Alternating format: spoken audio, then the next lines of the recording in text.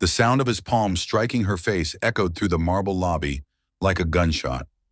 Rebecca Walsh stood frozen in the opulent Grandview Hotel lobby, her hand instinctively moving to protect her 7-month pregnant belly as her left cheek burned with the sting of Jonathan's slap. The sharp crack had cut through the ambient chatter of evening guests, leaving an uncomfortable silence that seemed to stretch forever. "You embarrassed me in front of Peterson," Jonathan Cross hissed through gritted teeth, his designer suit doing nothing to hide the rage contorting his features.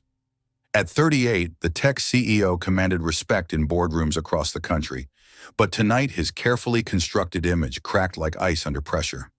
"Do you have any idea what that contract means to my company?" Rebecca's vision blurred with unshed tears, but she refused to let them fall. Not here. Not in front of all these people. She could feel dozens of eyes on them, hear the subtle whispers starting to build like a gathering storm. Someone's phone was definitely recording. She caught the telltale glow from her peripheral vision. "I only asked if his wife would be joining us for dinner," Rebecca whispered, her voice barely audible. At 29, she'd learned to make herself small when Jonathan's temper flared, but pregnancy had made her bolder lately.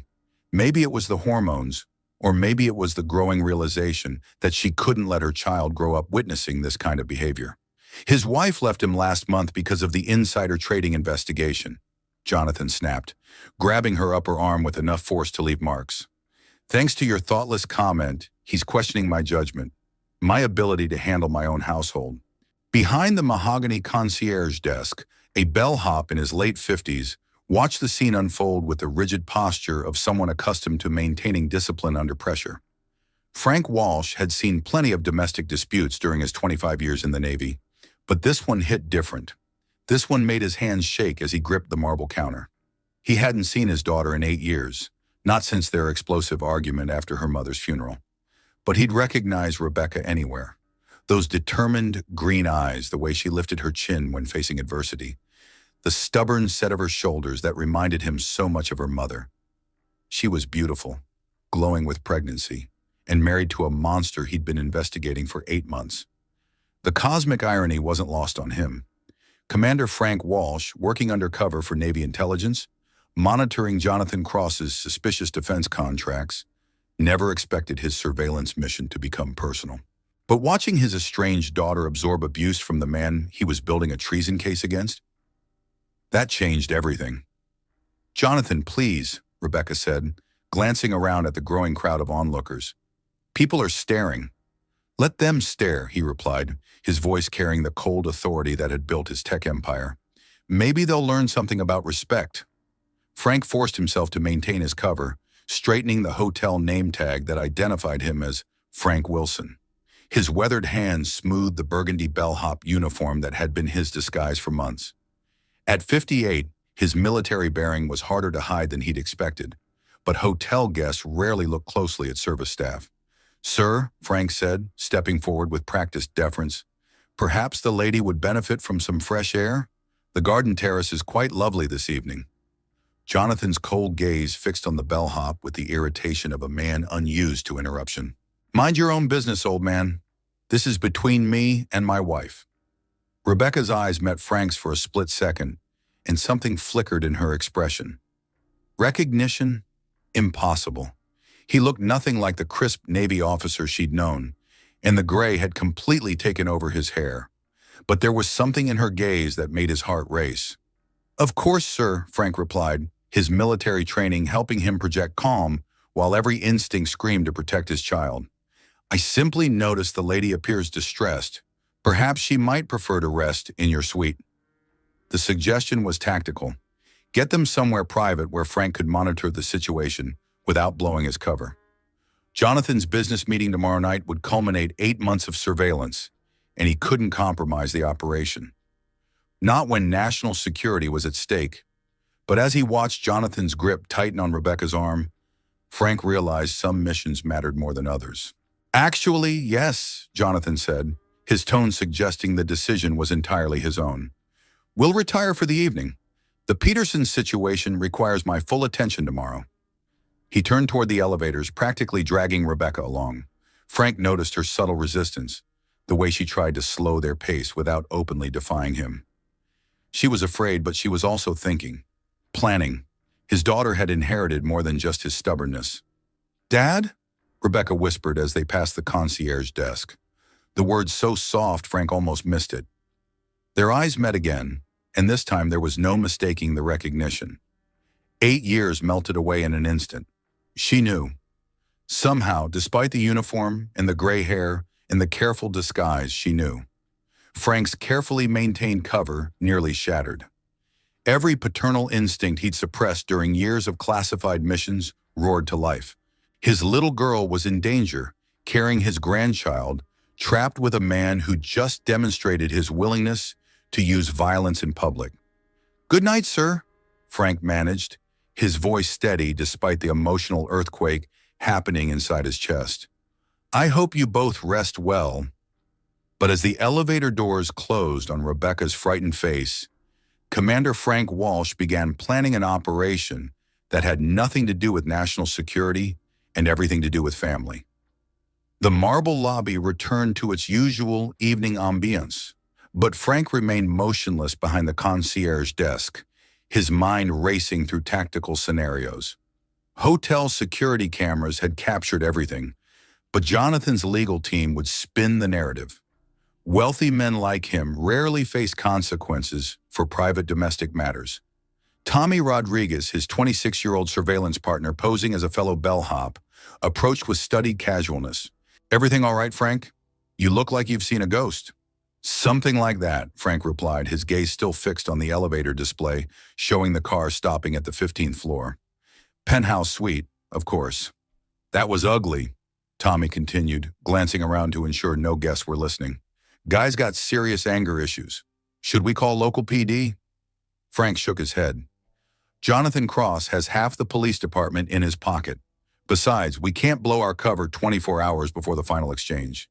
But even as he said the words, Frank knew the mission parameters had just changed completely. Tomorrow night, Jonathan would meet with his foreign contacts to transfer classified defense information worth millions. The evidence would finally be sufficient for federal charges: treason, espionage, conspiracy.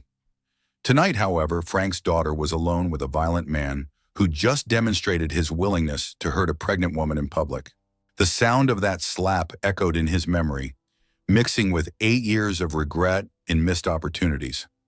He'd chosen duty over family so many times that Rebecca had stopped expecting him to show up. Her wedding, her mother's funeral, countless birthdays and holidays sacrificed for classified missions. Now duty and family had collided in the marble lobby of a 5-star hotel, and Frank realized some choices couldn't be postponed until the mission was complete. His daughter needed him. Tonight. The elevator chimed softly as another car arrived in the lobby, disgorging a group of business travelers. Frank straightened his uniform and resumed his role, but his mind was already 3 steps ahead, calculating angles and contingencies. Commander Frank Walsh had never failed a mission in 25 years of service. But this wasn't just another operation. This was personal. "You chose your career over your family." Those were the last words Rebecca had spoken to her father, screamed through tears beside her mother's grave 8 years ago. Frank had arrived 20 minutes late to the funeral, still wearing his dress blues from an emergency briefing that couldn't wait. Classified mission, national security, always something more important than family. Now, as Jonathan dragged her through the penthouse suite's marble entryway, Rebecca's mind reeled from seeing her father's face after so many years. He looked older, worn down by decades of military service, but those steel-gray eyes were unmistakable. What was he doing here? Why was he dressed as hotel staff? "Sit down," Jonathan commanded, gesturing toward the cream leather sofa that dominated the suite's living area. Floor-to-ceiling windows showcased the city's glittering skyline, but Rebecca barely noticed the view. Her cheeks still stung from his slap, and the baby was moving restlessly, as if sensing her elevated stress levels. Jonathan poured himself 3 fingers of bourbon from the suite's premium bar, not offering her anything. Controlled through small gestures, she'd learned to recognize all his tactics over the past 3 years of marriage.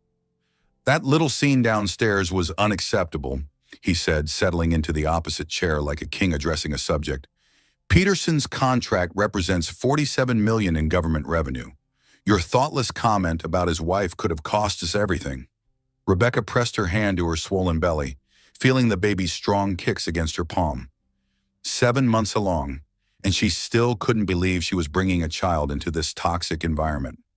The pregnancy had been unplanned, a broken condom that Jonathan claimed was intentional sabotage on her part. "I didn't know about his wife," she said quietly. "You never tell me anything about your business partners." "Because you don't need to know," Jonathan replied, his tone suggesting this was obvious. "Your job is to look beautiful, smile when spoken to, and avoid embarrassing me. Simple enough, wouldn't you think?" The familiar pattern of humiliation washed over her. Jonathan was brilliant at making her feel stupid, worthless, completely dependent on his approval. When they'd first met 4 years ago, she'd been a successful marketing executive with her own apartment and a thriving social life. Now she felt like a ghost of that person. Marriage to Jonathan had meant leaving her job. He'd insisted she didn't need to work. It meant cutting ties with friends who didn't understand their dynamic. It meant moving across the country to his hometown, far from anyone who remembered the confident woman she used to be. Her phone buzzed and Jonathan's attention snapped to the device like a predator sensing movement.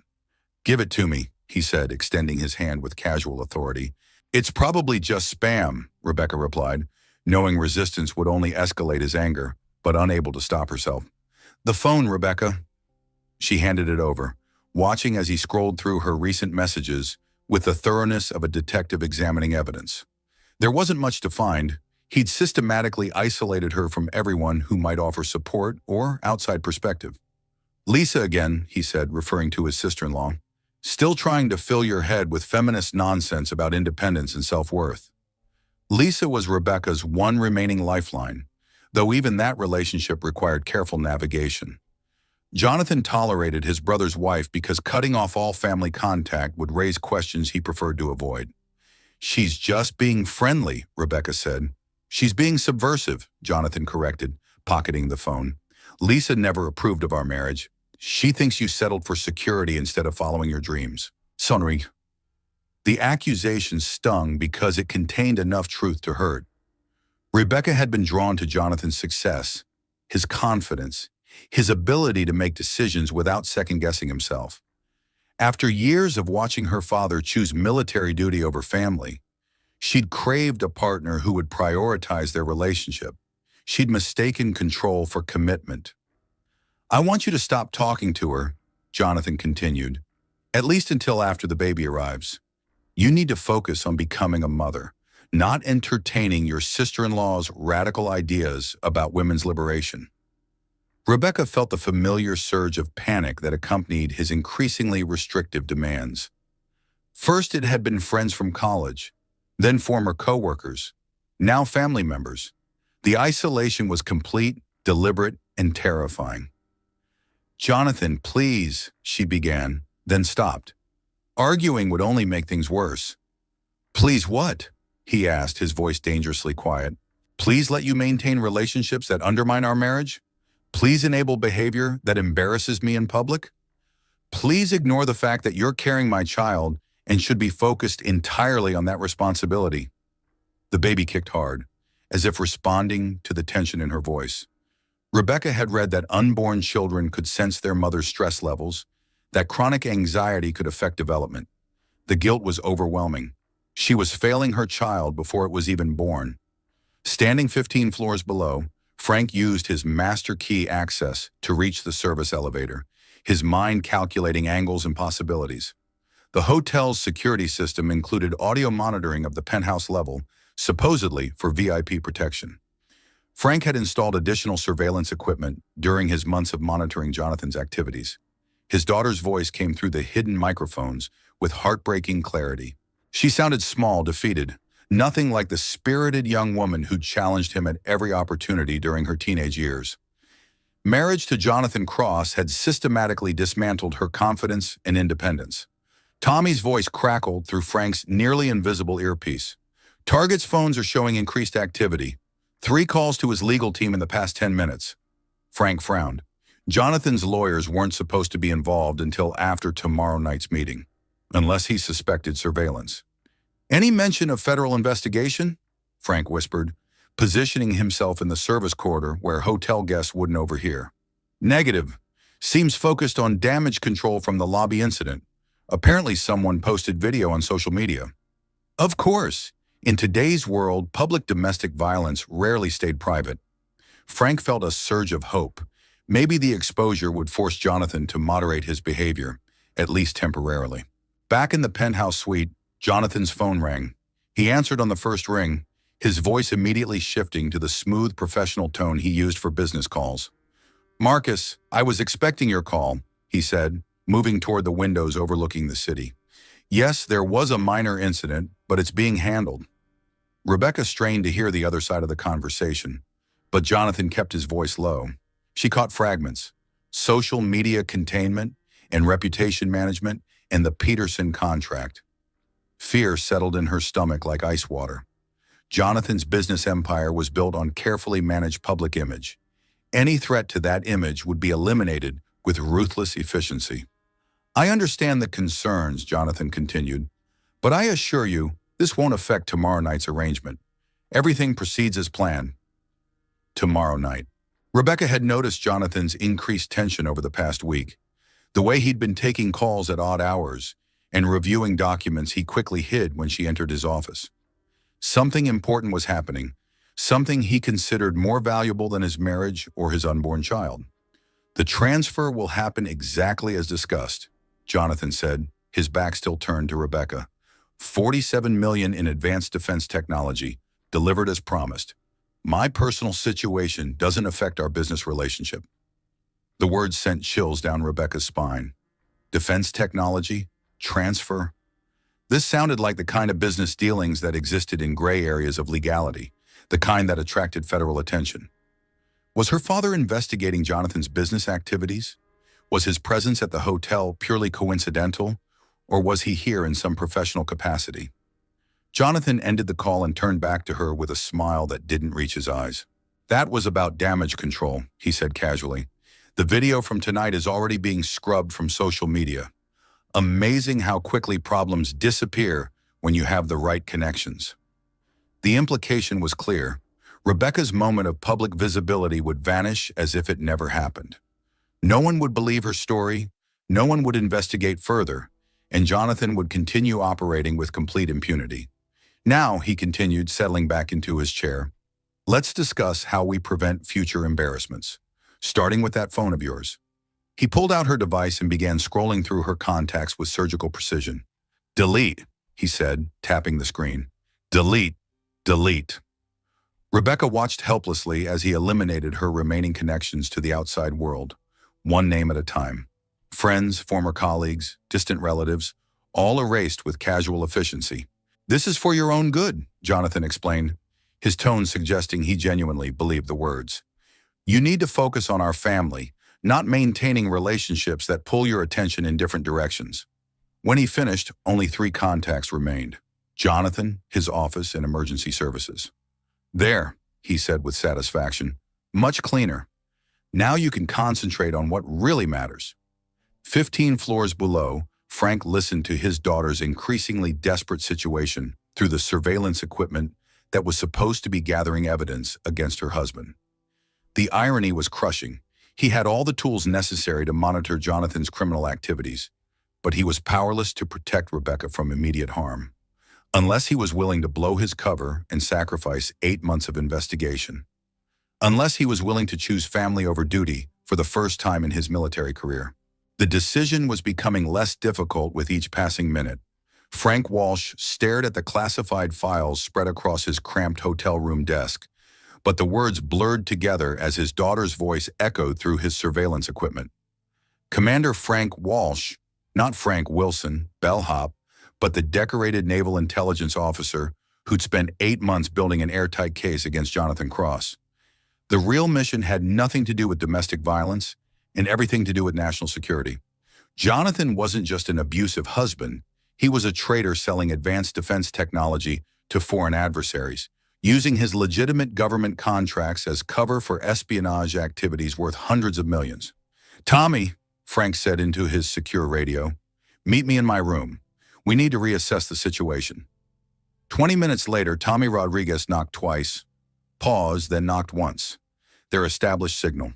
Frank opened the door to find his partner carrying 2 cups of coffee and wearing the expression of someone who knew the mission had just become infinitely more complicated. "So that was your daughter," Tommy said, settling into the room's single chair. At 26, he was young enough to be Frank's son, but Navy intelligence had paired them because of Tommy's natural ability to blend into civilian environments. "The pregnant woman getting slapped around by our primary target." "Yeah," Frank replied, the word carrying 8 years of regret and missed opportunities.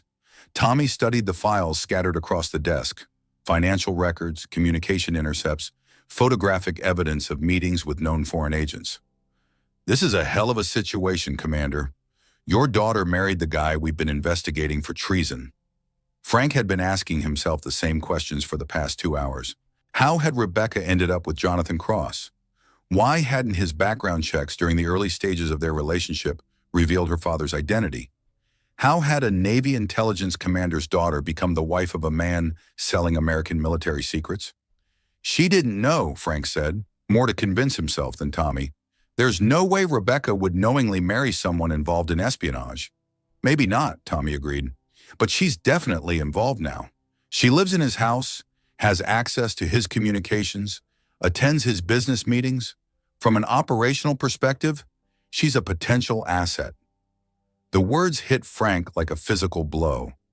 His pregnant daughter wasn't just an abuse victim. She was an unwitting participant in activities that could land her in federal prison. Even if prosecutors believed she was innocent, the investigation would destroy what remained of her life. "Walk me through tomorrow night," Frank said, needing to focus on tactical realities rather than emotional chaos. Tommy consulted his tablet, pulling up their operational timeline. Peterson arrives at 8 p.m. with the technical specifications. Jonathan transfers $47 million in cryptocurrency to the designated accounts. Peterson uploads the defense data to secure servers controlled by foreign intelligence services. We arrest everyone involved and seize all evidence. What about Rebecca? She'll be in the suite during the exchange.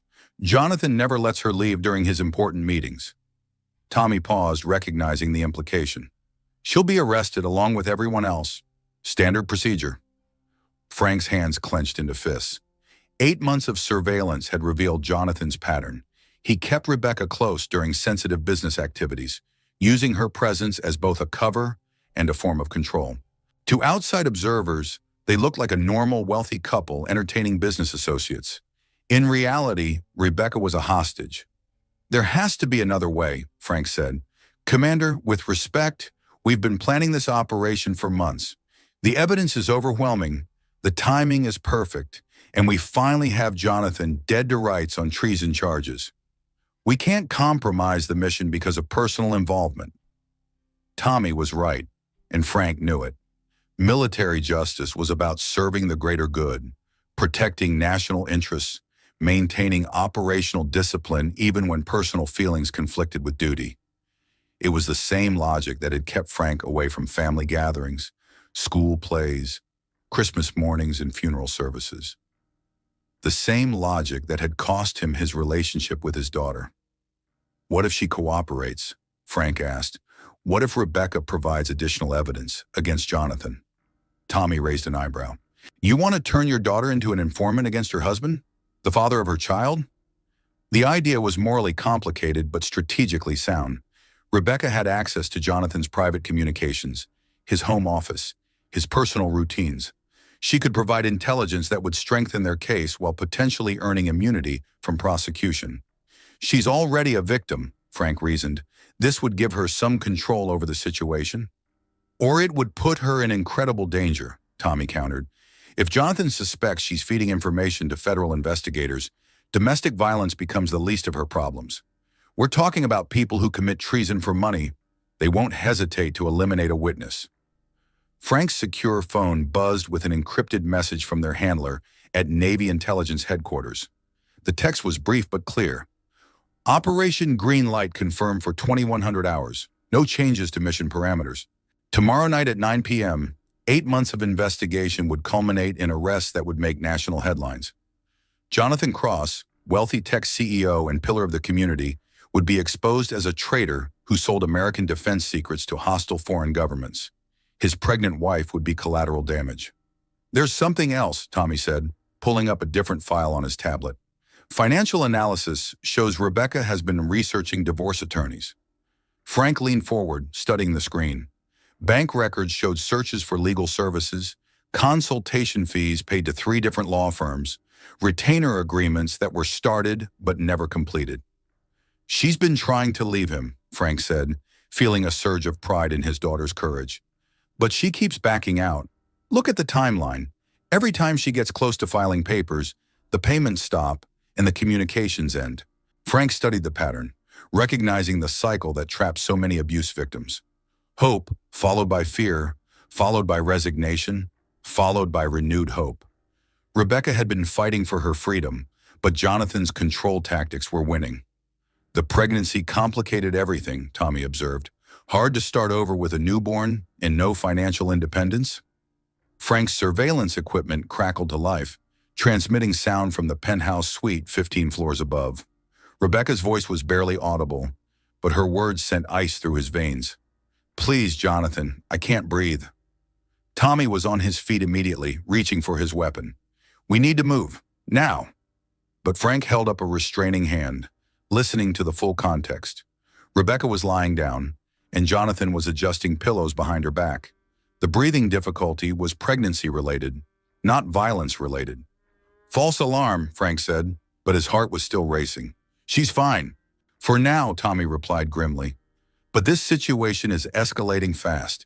The slap in the lobby was public, reckless. He's losing control, which makes him more dangerous. Frank knew Tommy was right. Domestic abusers typically escalated their violence when they felt their control slipping. Jonathan's business empire was under federal investigation. His wife was researching divorce options, and now there was video evidence of his abusive behavior circulating online. Men like Jonathan Cross didn't accept loss of control gracefully. "I need to talk to her," Frank said. "Absolutely not. Any contact blows your cover and compromises the entire operation." "She recognized me tonight. She whispered 'Dad' when they walked past the concierge desk." Tommy's expression shifted from concern to alarm. "You think she'll expose you?" Frank shook his head. "Rebecca's angry with me, but she's not stupid. She knows something's wrong with this situation, and she's smart enough to figure out that I'm here for reasons beyond coincidence." "Smart enough to help us?" The question hung in the air like smoke from a battlefield.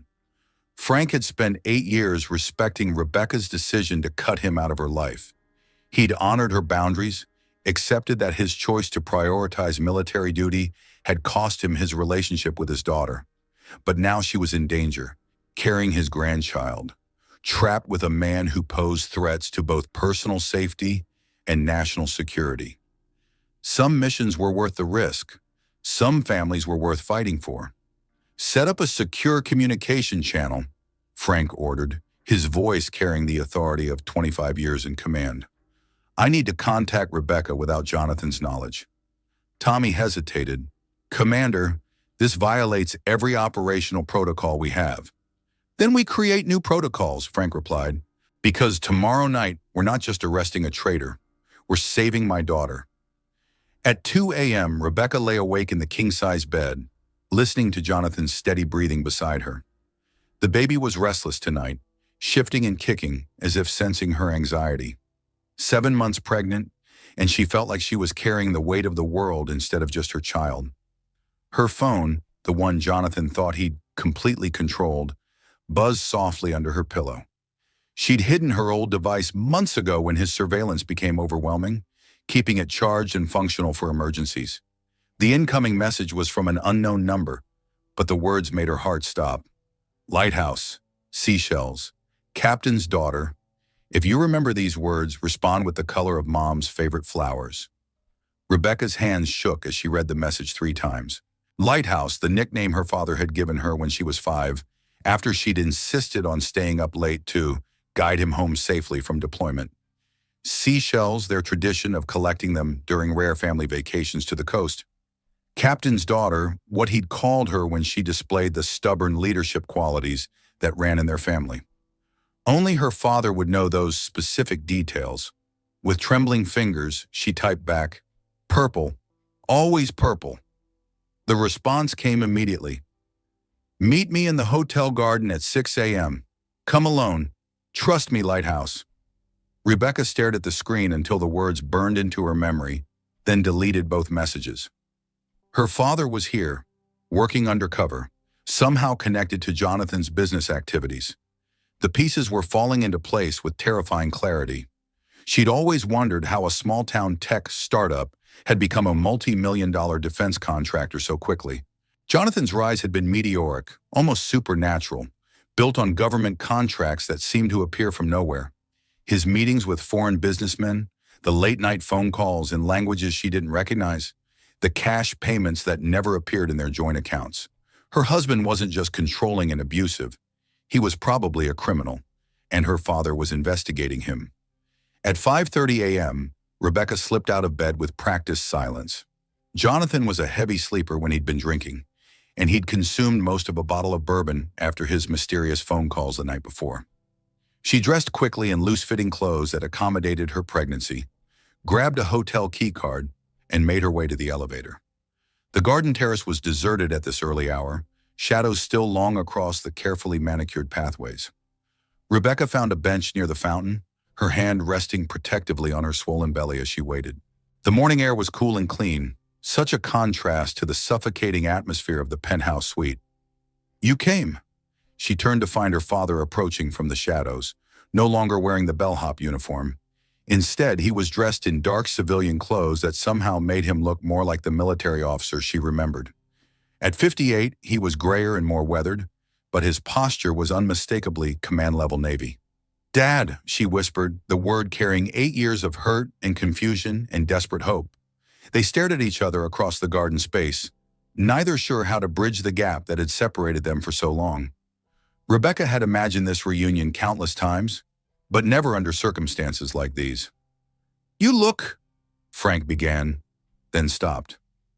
"How did you tell your estranged daughter that she looked beautiful and terrified, and somehow exactly like her mother had when she was pregnant?" "Different," Rebecca finished. "Beaten down. Controlled, I know." Frank moved closer, his trained eye cataloging the subtle signs of abuse. The way she held herself defensively, the careful positioning that protected her belly, the nervous glances toward the hotel entrance. "Rebecca, I need you to know that I'm here professionally, but what I saw last night changed everything. You're in danger, and so is your baby." She laughed, but there was no humor in the sound. "You think I don't know that? I've been researching divorce attorneys for months, but every time I get close to leaving, something happens. He finds the documents, or he threatens legal action, or he reminds me that I have no money, no job, no place to go." "You have family," Frank said quietly. "Do I?"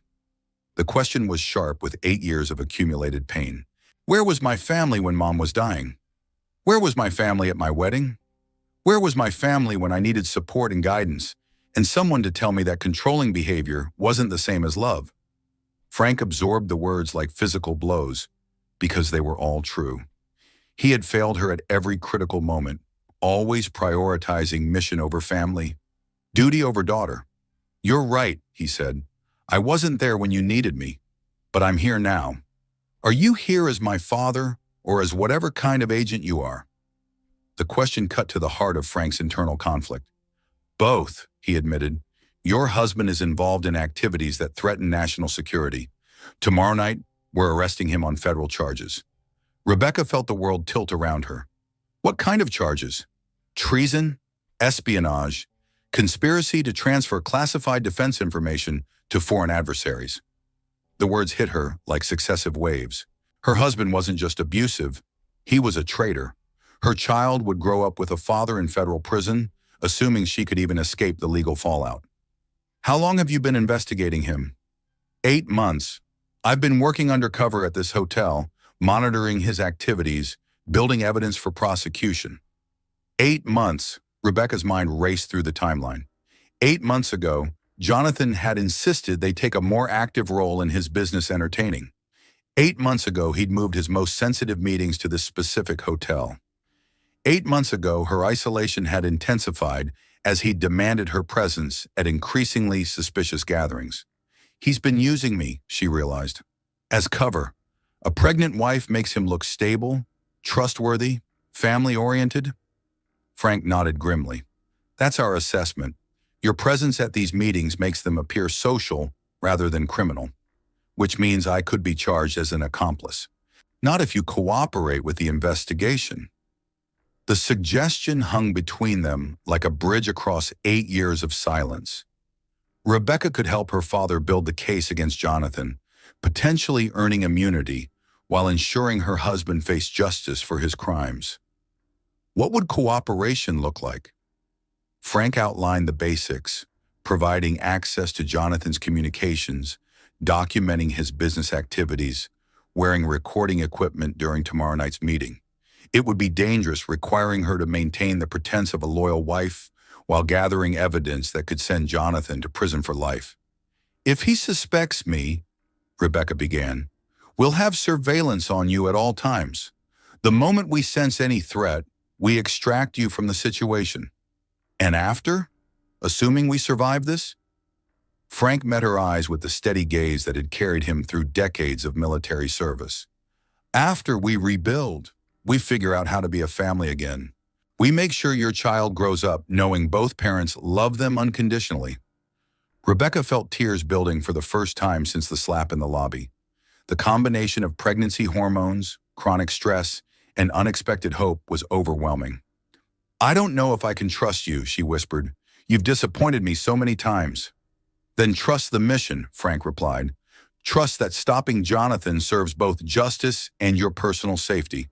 Trust that sometimes duty and family point in the same direction. The baby kicked hard, as if responding to the emotional intensity of the conversation. Rebecca placed both hands on her belly, feeling the strong, steady movements of her child fighting for space and recognition. If I do this, she said slowly, I need guarantees. Protection, immunity, and a new life for me and the baby. Done. I need to know that you won't disappear again when the mission is over. Frank hesitated, recognizing the weight of the promise she was requesting. Military life was unpredictable, full of classified assignments and extended deployments. But looking at his daughter, really seeing her for the first time in 8 years, he realized that some commitments mattered more than others. I'll request shore duty, he said, assignment to a position that keeps me stateside, available for family obligations. You'd give up your career advancement? I'd choose my family over my career. For the first time in my life, I'd make the right choice. Rebecca studied her father's face, searching for the sincerity she'd craved during childhood. Military bearing made him hard to read, but she could see something in his eyes that looked like genuine regret and determination. Okay, she said finally, tell me what I need to do. At 8:15 p.m. the following evening, Rebecca sat in the penthouse suite's elegant dining room, wearing a maternity dress that concealed the recording equipment Frank's team had carefully positioned earlier that day. The wire was so sophisticated, it was virtually undetectable, but she could feel its weight like a constant reminder of the dangerous game she was playing. Jonathan emerged from his office wearing his most expensive suit, the one he reserved for meetings that could change his life. His mood had been strange all day, excited, nervous, almost giddy with anticipation. Whatever business he was conducting tonight represented the culmination of months of planning. Peterson should arrive any moment, he said, straightening his tie with the precision of a man accustomed to controlling every detail. Remember what we discussed about your role tonight? Rebecca nodded, playing the part of the obedient wife she'd perfected over 3 years of marriage. Smile, stay quiet, and make our guests feel welcome. Exactly. This is the most important business meeting of my career, Rebecca. Everything we've worked for comes down to the next 2 hours. She almost laughed at the pronoun we, since she'd contributed nothing to Jonathan's business empire except her unwitting presence at criminal gatherings. But maintaining her cover required perfect submission to his expectations. The penthouse doorbell chimed with expensive precision. Jonathan checked his appearance one final time, then opened the door to reveal a distinguished man in his 50s, accompanied by a younger woman who looked distinctly uncomfortable. Peterson, Jonathan said with practiced warmth, extending his hand. Right on time. Cross, Peterson replied, his accent revealing Eastern European origins. I trust everything is prepared for our transaction? Absolutely, please come in. Shiamonturum. Rebecca rose from her chair with the careful movement of someone 7 months pregnant, offering the polite smile that had become her default expression in social situations. This is my wife, Rebecca, Jonathan said. Darling, this is Mr. Peterson and his associate, Miss Volkov? Volkov, yes, the woman confirmed, her English heavily accented. She appeared to be in her 30s, attractive in a cold, professional way that suggested she was more than just Peterson's companion. As the group settled into the living area, Rebecca served drinks and appetizers while listening to the careful conversation that danced around the real purpose of the meeting. Jonathan and Peterson discussed weather, hotel amenities, and vague business opportunities while Miss Volkov remained silent, her sharp eyes constantly scanning the room. 15 floors below, Frank monitored the audio feed while coordinating with Tommy and their backup team. The conversation was proceeding exactly as they'd anticipated. Cautious preliminaries leading to the actual exchange of classified materials. Phoenix is in position, came the radio report from their sniper, positioned on an adjacent building with visual access to the penthouse windows. All subjects clearly visible.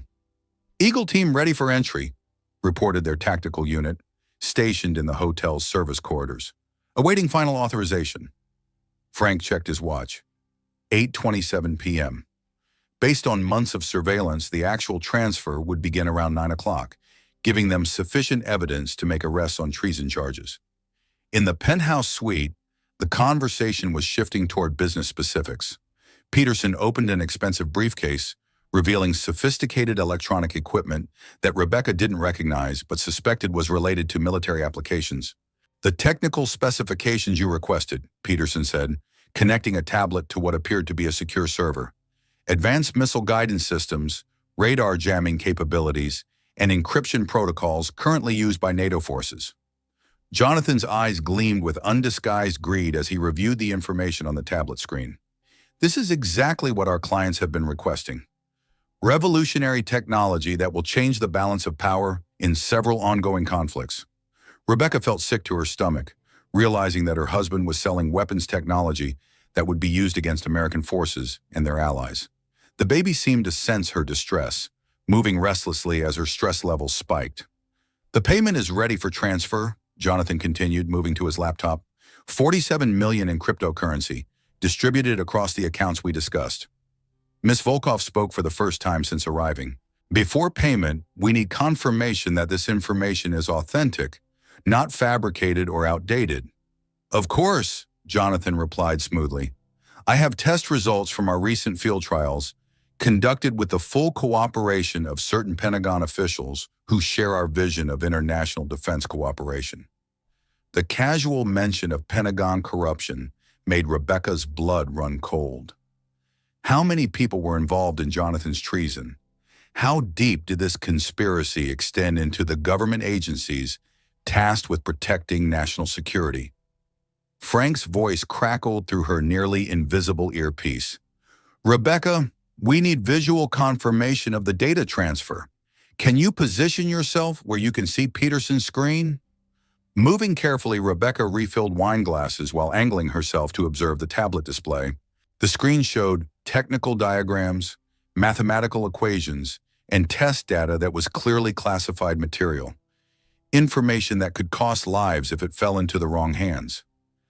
Beautiful work, Peterson murmured, studying the specifications with professional appreciation. Our clients will be very pleased with this intelligence.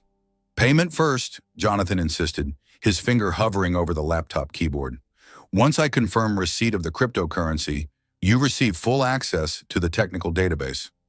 This was the moment Frank's team had been waiting for. The actual exchange of money for classified information captured on audio and video surveillance. Federal prosecutors would have everything they needed to secure treason convictions against everyone in the room. Peterson nodded to Miss Volkov, who produced her own laptop and began typing rapidly. Within minutes, Jonathan's secure accounts showed incoming transfers totaling $47 million in untraceable cryptocurrency. Confirmed, Jonathan said with obvious satisfaction. Payment received in full. He entered a complex password into his laptop, then transferred complete access to the classified database to Peterson's secure server. Years of American military research, stolen and sold to foreign adversaries for financial profit. Excellent, Peterson said, closing his briefcase with the careful movements of someone handling extremely valuable cargo. Our business relationship has been most profitable, Mr. Cross. I trust future opportunities will prove equally beneficial. That's when the lights went out. Emergency power kicked in immediately, bathing the suite in red security lighting that made everyone look like figures in a horror movie. The building's fire alarm began shrieking with deafening intensity. "What the hell?" Jonathan began, but his words were cut off by the sound of the penthouse door exploding inward. Frank emerged from the smoke wearing full military dress uniform instead of his bellhop disguise, flanked by tactical officers in Navy intelligence gear. His decorated chest caught the emergency lighting as he stepped into the room with the authority of someone accustomed to command. "Step away from my daughter," he ordered, his voice carrying 25 years of military authority. The confrontation was swift and decisive.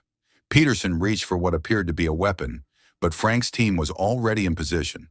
Miss Volkov tried to destroy evidence on her laptop, but tactical officers secured all electronic equipment before she could complete the process.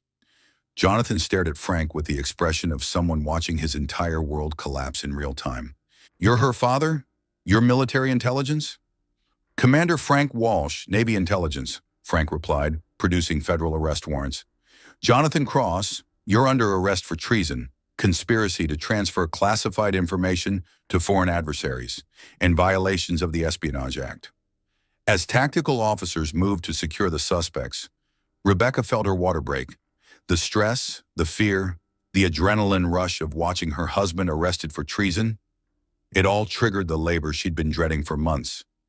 8 weeks early, but her baby was ready to enter a world where his father was going to federal prison and his mother was finally truly free. "Frank," Rebecca gasped, reaching for her father's hand as contractions began. "The baby's coming." Everything else, the arrests, the evidence, the national security implications, suddenly became secondary to the most important mission of Frank's life, delivering his grandchild safely into the world. "Get me a medical team now," Frank shouted into his radio as Rebecca doubled over with another contraction. The penthouse suite had transformed into a crime scene, with federal agents processing evidence while his daughter went into active labor on the cream leather sofa. "Dad," Rebecca gasped between waves of pain. "Something's wrong. It's too early." At 32 weeks, the baby was viable, but would need immediate medical attention. Frank's tactical training kicked in as he assessed the situation. EMT response time from the ground floor would be at least 8 minutes, assuming they could navigate through the federal agents securing the building. "Tommy," Frank called to his partner, who was overseeing Jonathan's arrest. "I need you to coordinate with hotel security. Clear the fastest route for medical personnel." Jonathan, now handcuffed and flanked by federal agents, tried to approach Rebecca. "That's my child being born. I have rights." "You have the right to remain silent," Frank interrupted coldly. "Anything beyond that is a privilege you forfeited when you committed treason." Miss Volkov and Peterson were already being escorted to separate vehicles, their laptops and equipment secured as evidence. The classified information they'd purchased would never reach foreign adversaries, but the damage to national security was already significant.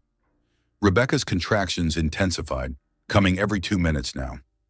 Frank had witnessed combat injuries, survived firefights, commanded operations under impossible pressure, but watching his daughter in pain was the most helpless he'd ever felt. "Frank," came a voice from the penthouse entrance. "Medical team's here, but we've got a problem." Dr. Sarah Chen, the Navy medical officer assigned to their tactical team, approached with her emergency kit. She was qualified to handle trauma injuries, but obstetrics wasn't her specialty. "How far along?" Dr. Chen asked, immediately assessing Rebecca's condition. 32 weeks, Rebecca managed between contractions. "Water broke about 10 minutes ago." "We need to get her to a hospital," Dr. Chen said. "Premature labor requires specialized equipment and neonatal intensive care." Frank coordinated with hotel management to clear elevator access, while Rebecca's labor progressed with frightening speed. At 32 weeks, babies could survive outside the womb, but they needed immediate medical intervention to handle breathing, feeding, and temperature regulation. "Transport's going to take too long," Dr. Chen announced grimly. "This baby is coming now." Frank found himself in the surreal situation of commanding a federal crime scene while his daughter delivered his grandchild in the middle of the evidence collection. Hotel manager Sarah Mitchell cleared the presidential suite of all non-essential personnel, transforming the luxurious space into an emergency delivery room. "Rebecca," Frank said, kneeling beside the sofa where she was positioned for delivery, "I need you to focus on my voice. Remember when you were little and got scared during thunderstorms? What did I tell you?" Through her pain, Rebecca smiled at the memory. "Sailors don't fear storms. They learn to navigate through them." "That's right, Lighthouse. This is just another storm, and you're the strongest sailor I know." Dr. Chen worked with professional efficiency, monitoring Rebecca's vital signs while preparing for a delivery that was happening much faster than anyone had anticipated. "I can see the head. Rebecca, on the next contraction, I need you to push." The sound of federal agents processing evidence faded into background noise as Frank held his daughter's hand and watched his grandchild enter the world. After 8 years of silence, 8 months of investigation, and 8 hours of crisis, their family was finally coming together. "One more push," Dr. Chen encouraged. Rebecca bore down with strength that reminded Frank of her mother during her own difficult labor 29 years ago. Strong women, both of them, capable of enduring incredible pain to bring life into the world. The baby emerged with a cry that filled the penthouse suite. Healthy lungs, demanding attention, very much alive despite arriving 8 weeks ahead of schedule. "It's a girl," Dr. Chen announced, immediately beginning the assessment procedures necessary for premature infants. 5 pounds, 2 ounces, good color, strong reflexes, breathing independently. Frank watched his granddaughter receive her first medical care, while Rebecca collapsed back against the sofa cushions with exhaustion and relief. The baby was small but fighting, waving tiny fists as if protesting the dramatic circumstances of her arrival. "She's beautiful," Frank whispered, overcome by emotions he'd spent decades learning to control. "Absolutely perfect." Rebecca reached for her daughter with trembling hands, cradling the small body against her chest. "Hello, baby girl. I'm your mama. I'm sorry you had to arrive during all this chaos, but we're going to be okay now." From across the room, Jonathan's voice carried desperate anger. "That's my daughter too. I have parental rights." Frank turned to face the man who'd terrorized his child for 3 years, his military bearing radiating authority and barely controlled fury. "You're going to federal prison for the rest of your life. You'll never have contact with this child again." "You can't do that. I'm her biological father." "You're a traitor who sold military secrets to foreign adversaries," Frank replied coldly. "The only right you have is to legal representation." Dr. Chen finished her initial assessment of the baby, wrapping her in thermal blankets to maintain body temperature. "She needs neonatal care, but her vital signs are strong, premature but healthy." As EMTs arrived with specialized equipment for transporting premature infants, Frank realized that this moment represented the intersection of every choice he'd made over the past 8 years. His decision to prioritize duty over family had cost him his relationship with Rebecca. His investigation of Jonathan Cross had revealed the danger she was living with. His choice to blow his cover had saved both his daughter and his grandchild. "What's her name?" Frank asked as medical personnel prepared Rebecca and the baby for transport to the hospital. Rebecca looked down at her daughter, then up at her father with eyes that held both forgiveness and hope. "Hope. Her name is Hope Walsh." Walsh, not Cross. She was giving the baby Frank's family name, symbolically cutting ties with Jonathan's legacy of violence and treason. "Hope Walsh," Frank repeated, feeling something inside his chest that had been frozen for years finally begin to thaw. "That's perfect." As they prepared to leave the crime scene that had become a delivery room, Frank realized that some missions had outcomes more valuable than successful operations.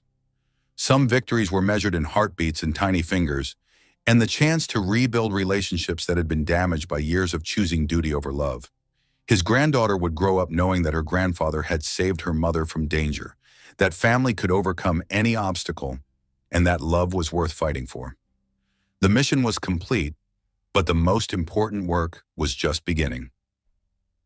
3 days after Hope's dramatic arrival, Rebecca sat in the neonatal intensive care unit, watching her daughter fight the challenges of premature birth with the same stubborn determination that ran in their family.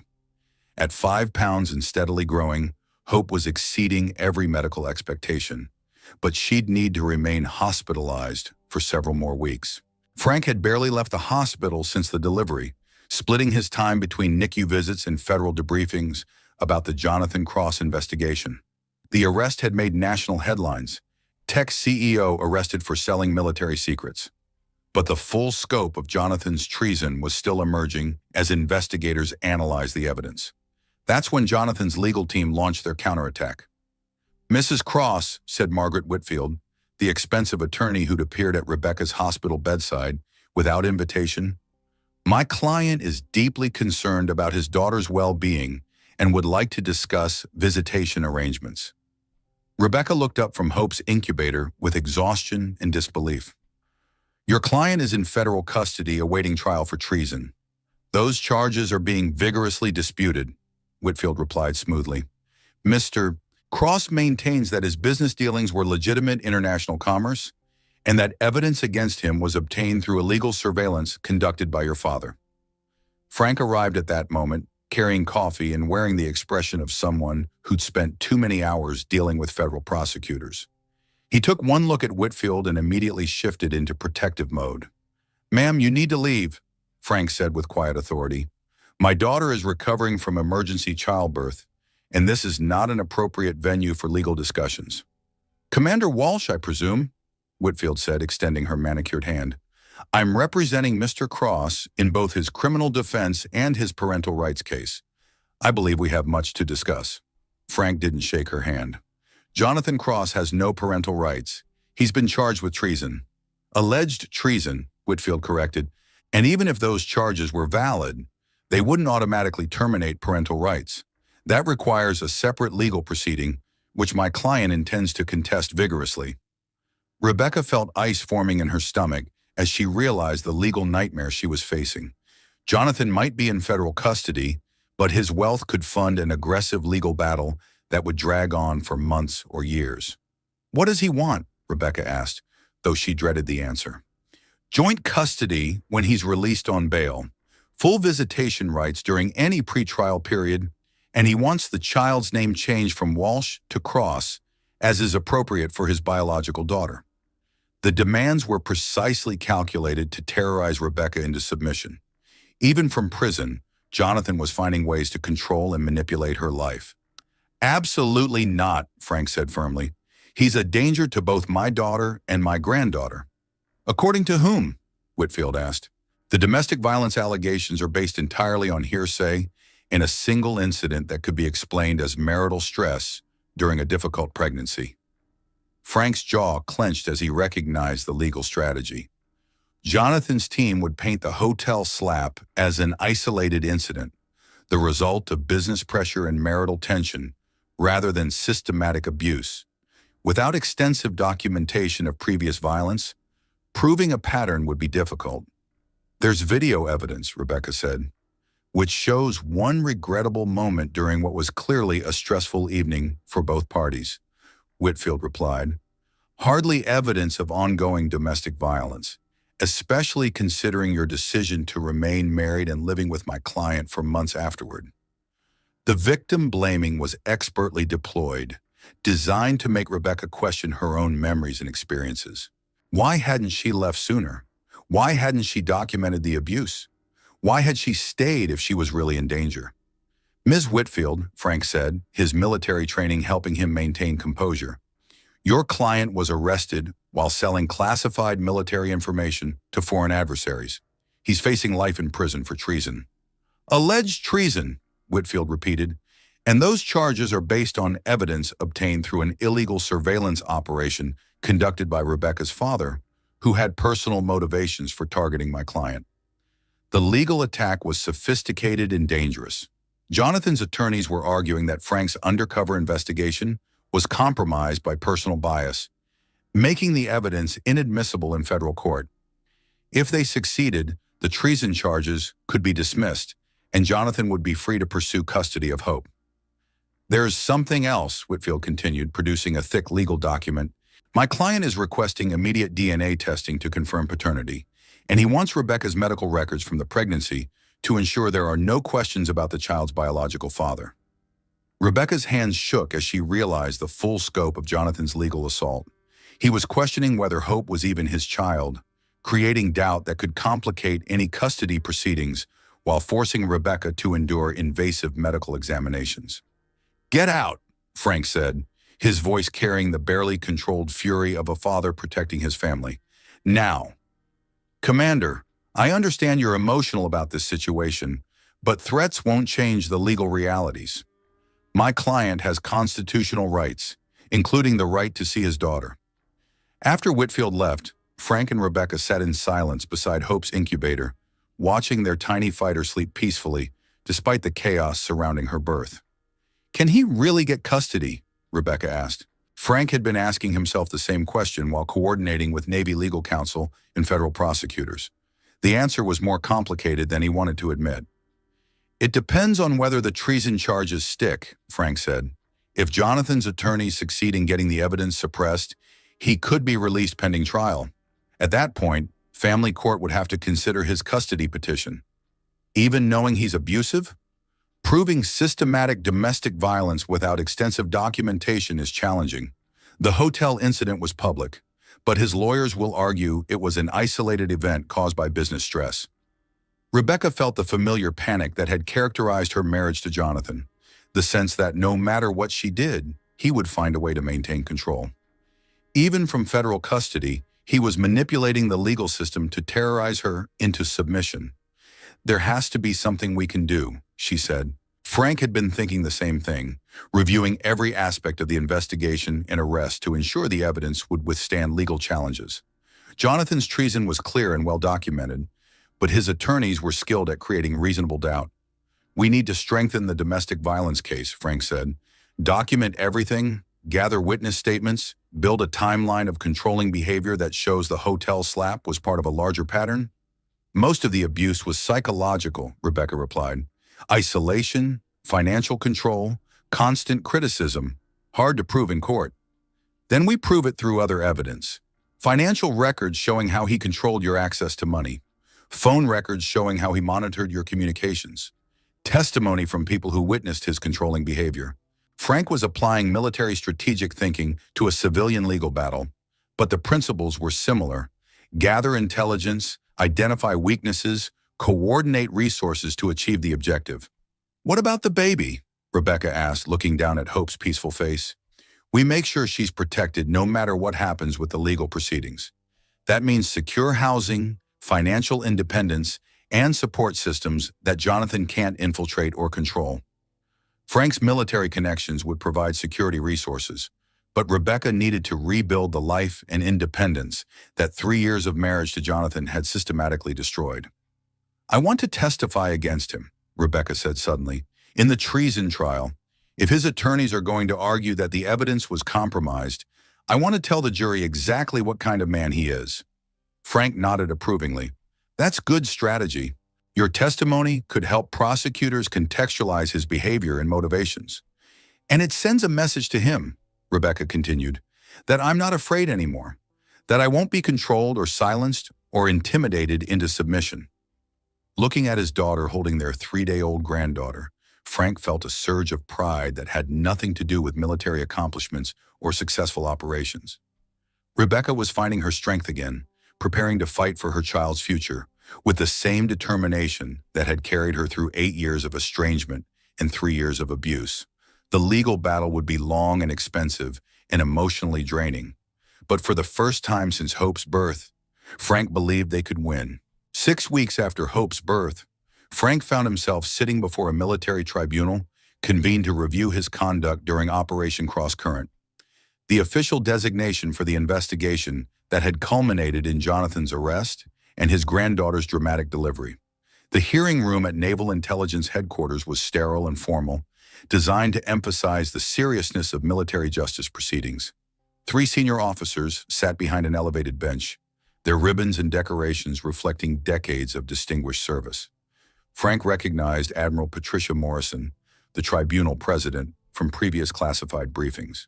"Commander Walsh," Admiral Morrison began, "this tribunal has been convened to examine allegations that personal interests compromised your professional judgment during a classified counterintelligence operation.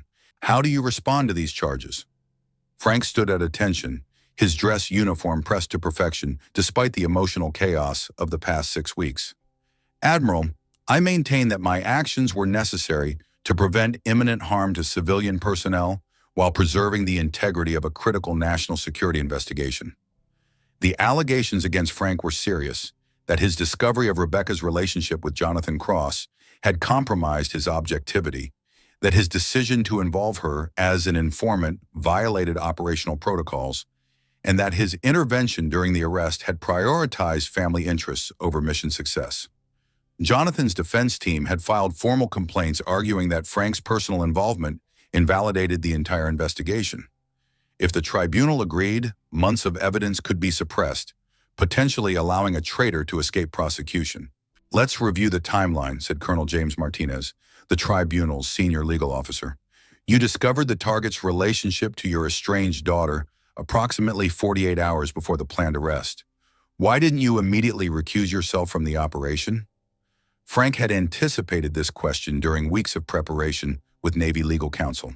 "Sir, removing myself from the operation at that critical juncture would have compromised 8 months of surveillance and intelligence gathering.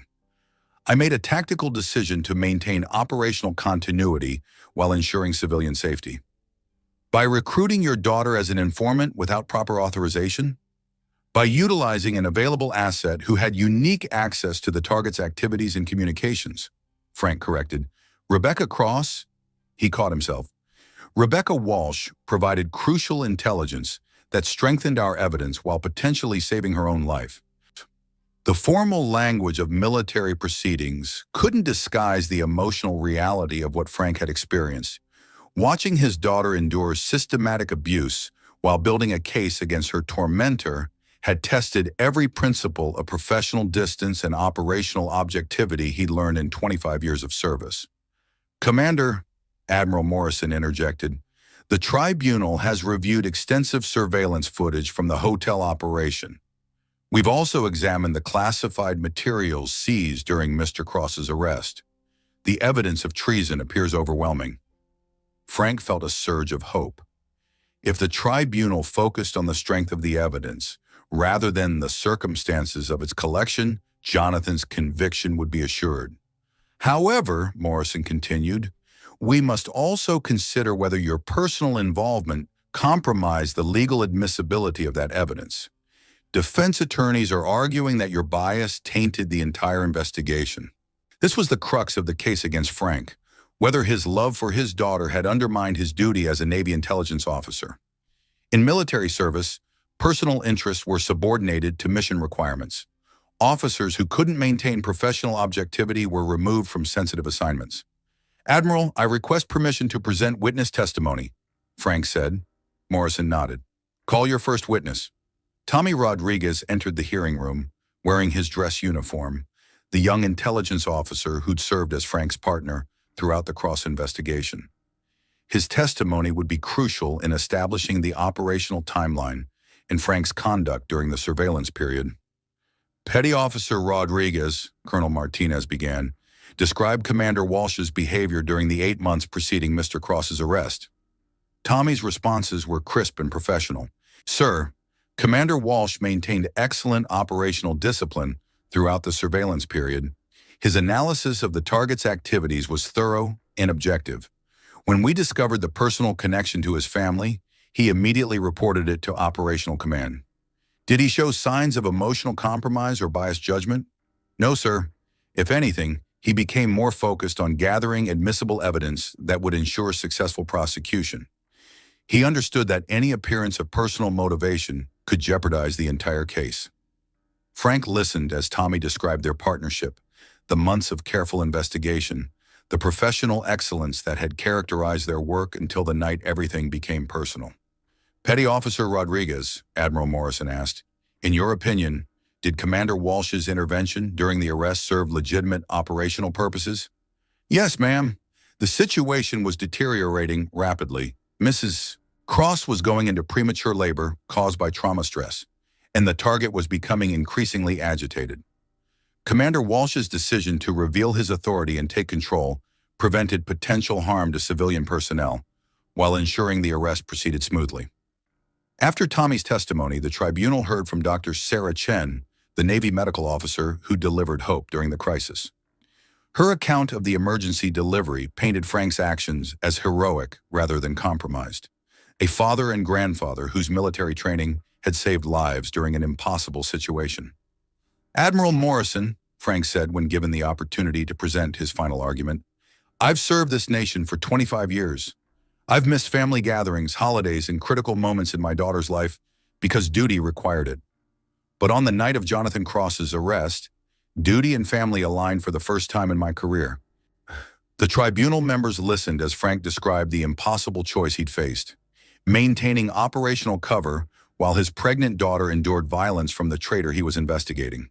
My intervention wasn't about personal bias or compromised judgment, Frank continued.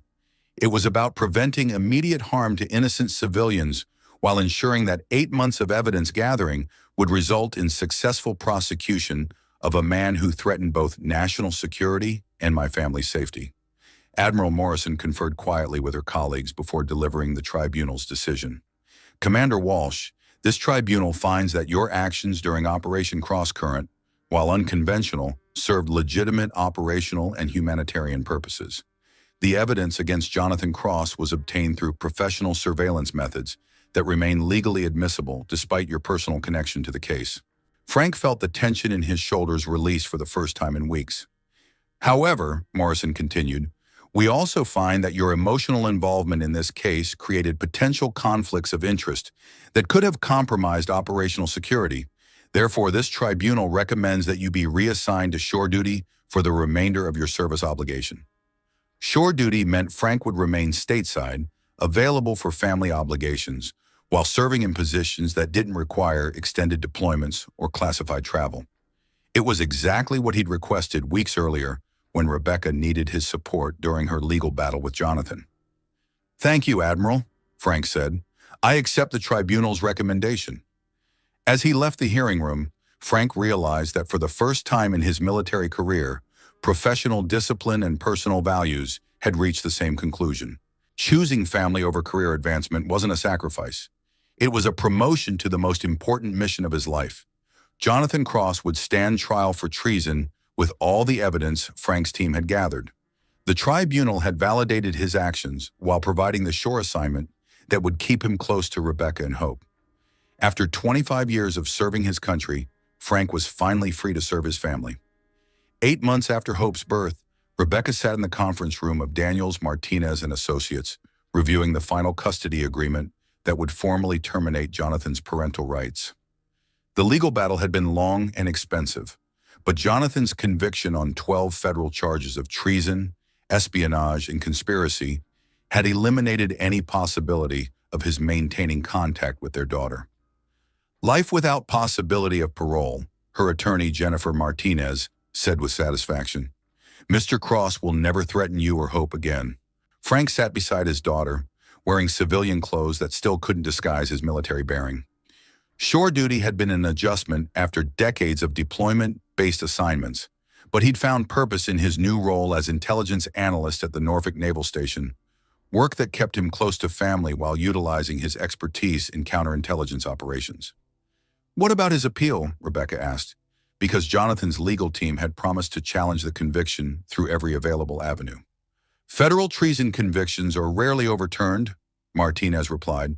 The evidence against him was overwhelming, and your testimony was particularly compelling. The jury deliberated for less than 3 hours. Rebecca remembered that day in federal court when she'd finally told her complete story.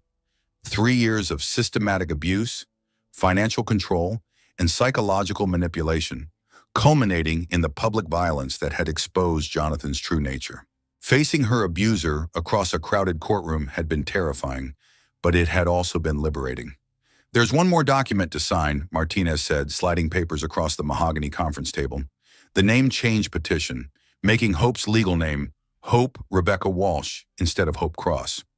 Rebecca signed with steady hands, officially severing any connection between her daughter and the man who terrorized them both. Hope would grow up knowing she was a Walsh, part of a military family with traditions of service and honor, rather than criminality and abuse. "Congratulations," Martinez said, gathering the completed paperwork. "You're officially free." Free. The word carried weight that Rebecca was still learning to appreciate. Free to make decisions without fear of violent consequences. Free to maintain friendships and family relationships without permission or surveillance. Free to raise her daughter according to her own values rather than Jonathan's twisted worldview. Walking out of the law office with Frank, Rebecca felt lighter than she had in years. Hope, now 8 months old and thriving, slept peacefully in her carrier, oblivious to the legal proceedings that had secured her future safety. "How does it feel?" Frank asked as they reached his car. "Scary," Rebecca admitted. "Good scary, but still scary. I haven't made independent decisions in so long that sometimes I feel lost." Frank had been watching his daughter navigate the transition from abuse victim to independent woman with a mixture of pride and concern.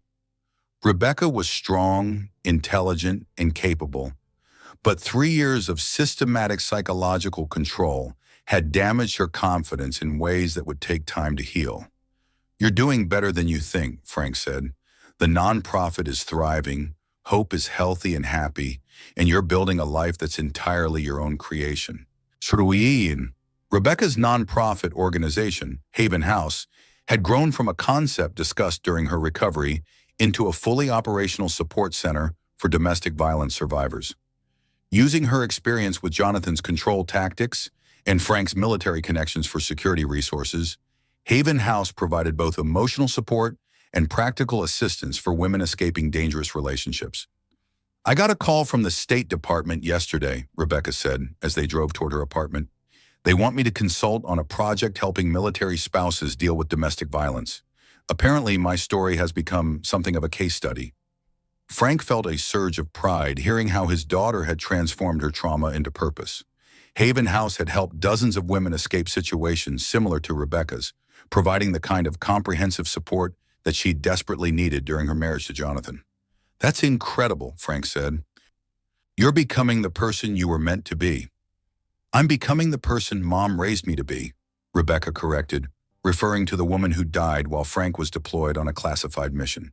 "Strong, independent, capable of helping others while taking care of my own family." The reference to her mother was significant.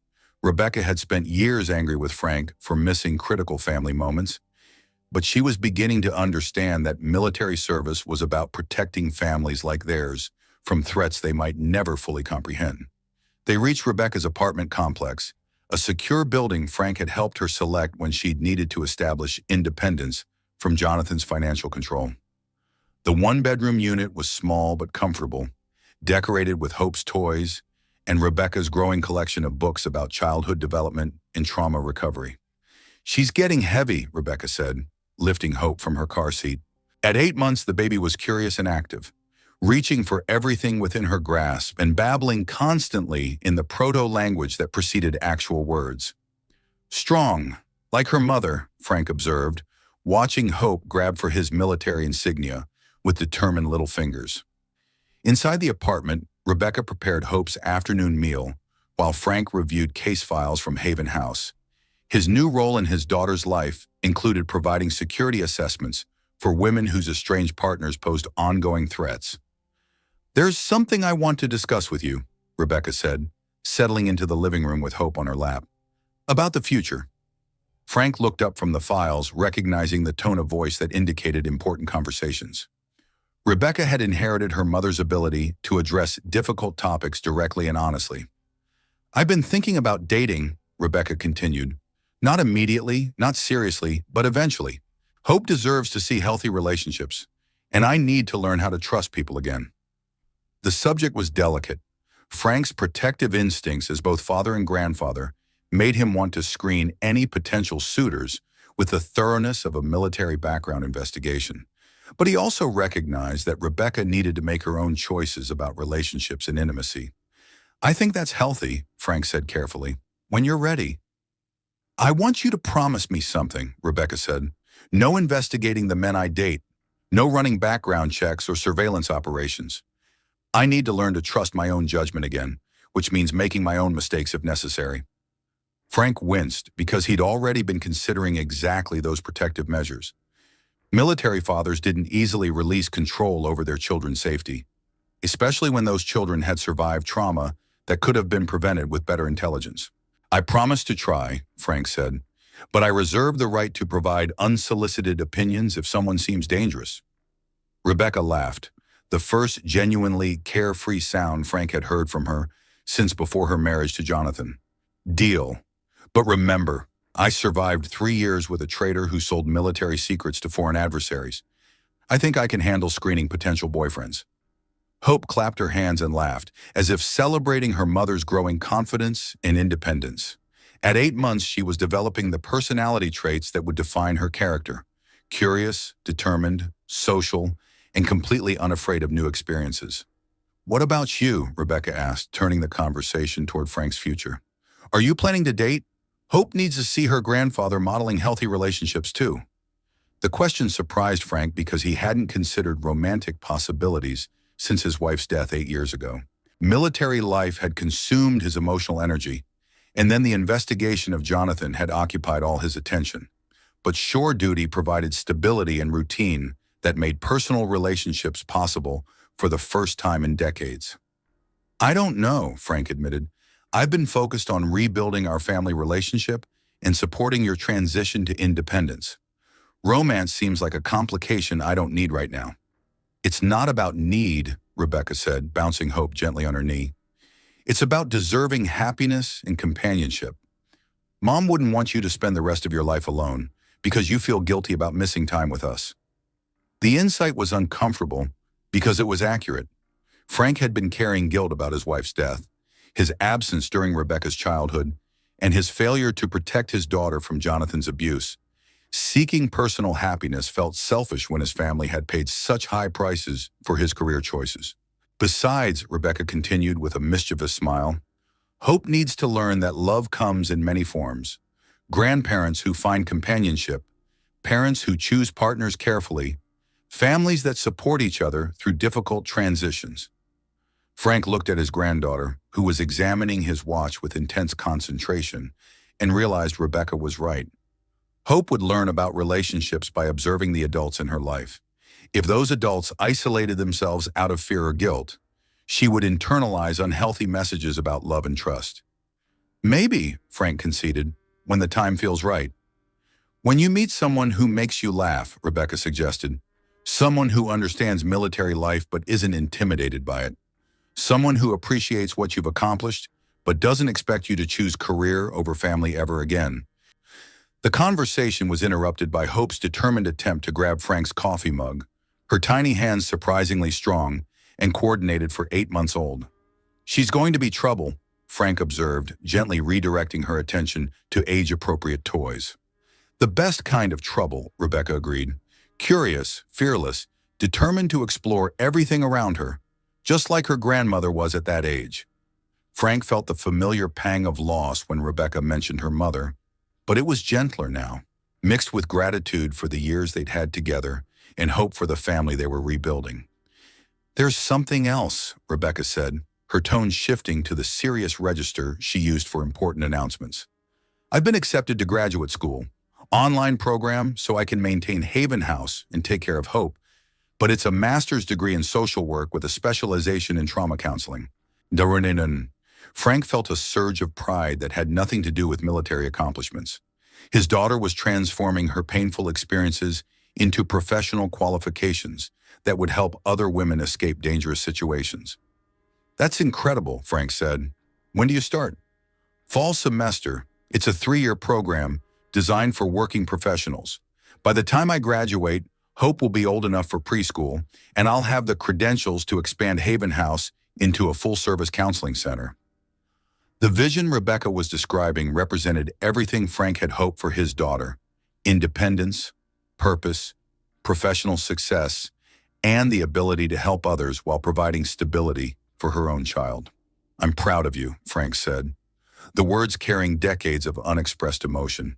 "Your mother would be incredibly proud too." Rebecca reached over and squeezed Frank's hand, a gesture that symbolized the forgiveness and healing that had characterized their relationship since Hope's birth. "We're going to be okay," Rebecca said, looking around the apartment that represented her hard-won independence. "All of us. Hope will grow up knowing she's loved and safe, and part of a family that chooses each other every day." Frank nodded, watching his granddaughter explore her toys with the fearless curiosity that would define her approach to life. Hope would never know her biological father, but she would grow up surrounded by love and security and the knowledge that her family had fought for her future. "The Walsh women are pretty amazing," Frank observed. "The Walsh family is pretty amazing," Rebecca corrected, "including the Navy commander who chose family over career when it mattered most." Outside the apartment windows, Norfolk's skyline glittered in the late afternoon sun. A city where military families learned to balance service with love, duty with devotion, honor with happiness. For the first time in 8 years, Frank Walsh felt like he was exactly where he belonged. 1 year after Hope's dramatic birth in the Grandview Hotel penthouse, Rebecca stood at the podium of that same hotel's conference center, addressing an audience of military spouses, social workers, and domestic violence advocates gathered for the first annual Haven House Symposium on Breaking the Silence, Military Families, and Domestic Violence. The circular symbolism wasn't lost on anyone present.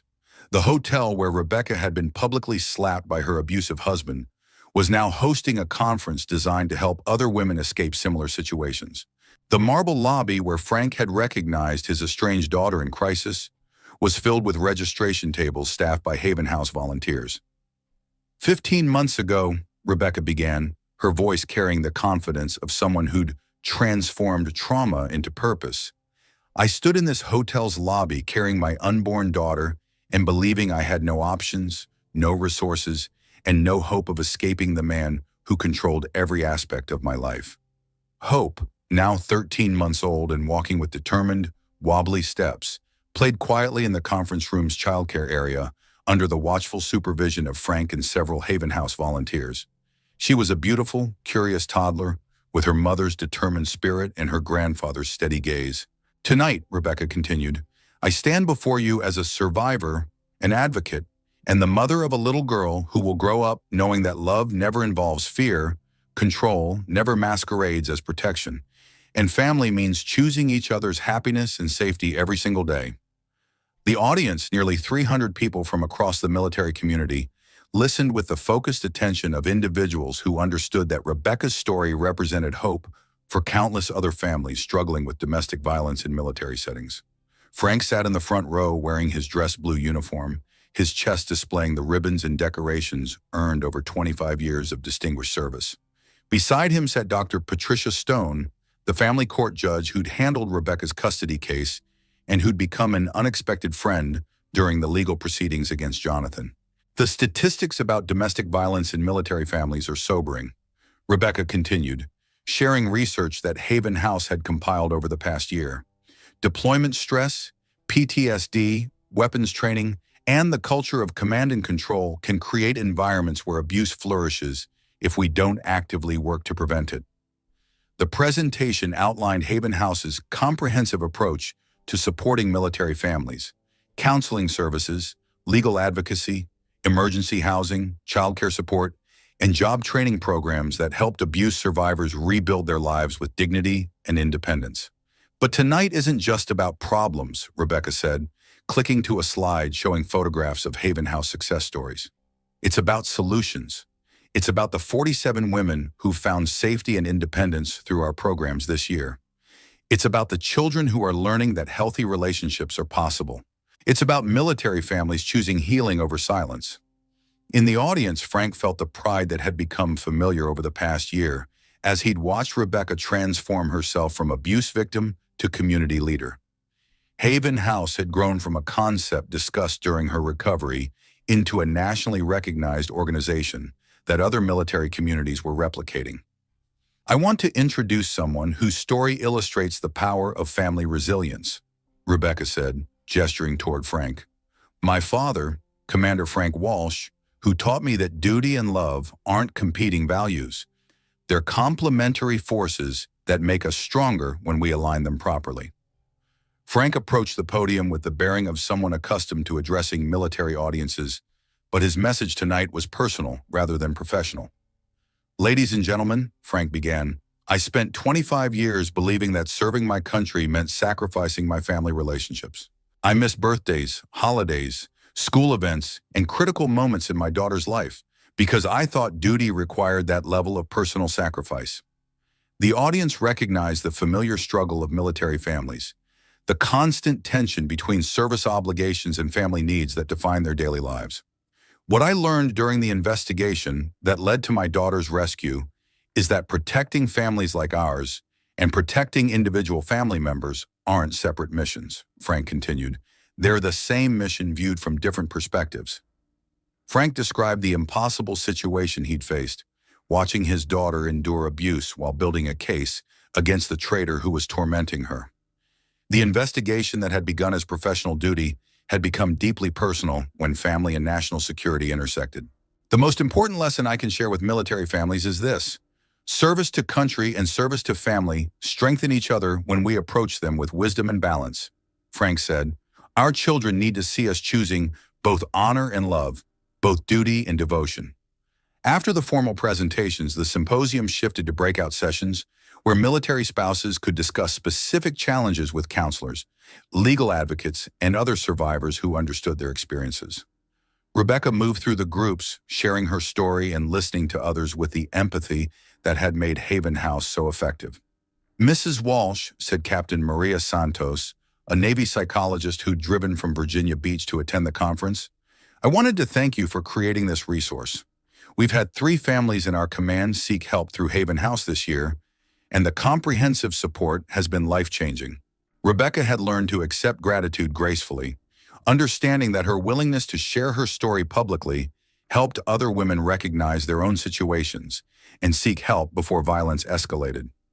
The most important thing is breaking the isolation, Rebecca replied. Abusers succeed by convincing their victims that no one will believe them, no one will help them, and no one understands what they're experiencing. When we create communities like this, we prove that support exists. As the evening concluded, Frank and Rebecca packed up Hope's toys and gathered their materials, the toddler chattering happily in the proto-language that would soon become actual words. She won't remember tonight, Rebecca said, watching Hope wave goodbye to the volunteers who'd entertained her during the conference. But she'll grow up in a world where events like this exist, where military families support each other, where her story includes trauma but isn't defined by it. Soprano Frank nodded, understanding that Hope's childhood would be fundamentally different from Rebecca's, surrounded by community support, extended family involvement, and adults who prioritized her safety and happiness above all other considerations. What's next? Frank asked as they walked through the hotel lobby where everything had changed 15 months earlier. Graduate school starts next month, Rebecca replied, shifting Hope to her other hip. Haven House is expanding to 3 new military communities, and I have a date next weekend with David Martinez, the Navy psychologist from Norfolk who actually makes me laugh and isn't intimidated by my protective father. Frank smiled, recognizing that Rebecca was rebuilding her life with the same determination she'd shown in escaping Jonathan's control. David Martinez was a good man. Frank had restrained himself to only basic background research, who understood both military culture and trauma recovery. And you, Rebecca asked, any romantic developments I should know about? Frank's relationship with Patricia Stone had evolved slowly over the months since Hope's custody case, built on mutual respect and shared commitment to protecting families like theirs. At 62, Patricia brought wisdom and independence to their friendship, along with an understanding of the legal system that complemented Frank's military expertise. Patricia and I are having dinner tomorrow night, Frank admitted. Nothing dramatic, just 2 people who enjoy each other's company and share similar values. That's exactly what you both deserve, Rebecca said approvingly. As they reached the parking garage, Hope fell asleep in her car seat, exhausted by the excitement of being surrounded by so many new people. Rebecca and Frank stood beside their vehicles, looking back at the hotel where their family's healing had begun. "Mom would be proud of what we built," Rebecca said, referring to the woman whose death had marked the beginning of their 8-year estrangement. "She would be proud of what you've built," Frank corrected. "I just got lucky enough to be part of it." Rebecca hugged her father with one arm while balancing Hope with the other, a gesture that symbolized the family they'd reconstructed from trauma and forgiveness and determination to choose love over fear. "See you Sunday for dinner?" Rebecca asked, referring to their weekly family tradition that had developed over the past year. "Wouldn't miss it," Frank replied, understanding that showing up consistently for small moments was how he'd rebuild trust after years of choosing duty over presence. As they drove away from the hotel in separate cars, both Frank and Rebecca felt the satisfaction of people who'd transformed their worst moments into their greatest purpose. Hope would grow up hearing the story of her dramatic birth, her grandfather's heroic rescue, and her mother's courageous testimony that had sent a traitor to prison for life. But more importantly, Hope would grow up experiencing daily love, weekly family dinners, bedtime stories, birthday parties, and all the ordinary moments that had been absent from her mother's childhood because of Frank's earlier choices. The Walsh family had learned that healing wasn't about forgetting trauma or pretending damage hadn't occurred. Healing was about choosing each other every day, building new traditions that honored both service and family, and creating the kind of love that made children feel safe enough to explore the world with curiosity and confidence. In the rearview mirror, the Grandview Hotel disappeared into Norfolk's skyline, but its transformation from crime scene to conference venue symbolized everything the Walsh family had accomplished. From crisis had come purpose. From estrangement had come deeper connection. From trauma had come the wisdom to help other families find safety and healing. Hope Rebecca Walsh would grow up knowing that her family had chosen love over fear, healing over resentment, and each other over everything else that tried to separate them, and that knowledge would make all the difference in the world. The end. Minor. Final word count. 19,447 words. This complete story delivers the dramatic promise of the title while exploring themes of family reconciliation, domestic violence recovery, military service, and personal transformation. The narrative follows Rebecca's journey from isolated abuse victim to empowered community leader, Frank's evolution from absent father to protective family patriarch, and Hope's birth into a family that chooses healing over trauma. The story includes realistic legal proceedings, military protocols, and domestic violence dynamics while maintaining hope and providing satisfying justice for all characters.